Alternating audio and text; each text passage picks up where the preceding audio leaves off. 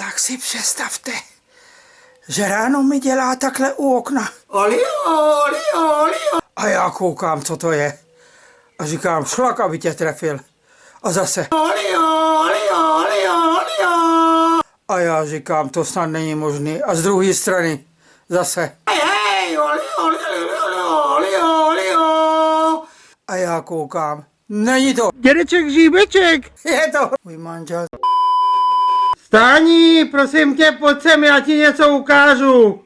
Tak tohle mě zbylo po takový kafičko. Stání, seš tu? Tady má. Invalidní motorka. Stání! Hoří! Já zavolám policii. Stání! Dnes máš vykadínu. Jo. Podívejte se, jak mu chutná. Halda sraček. Pro boha, vypni to.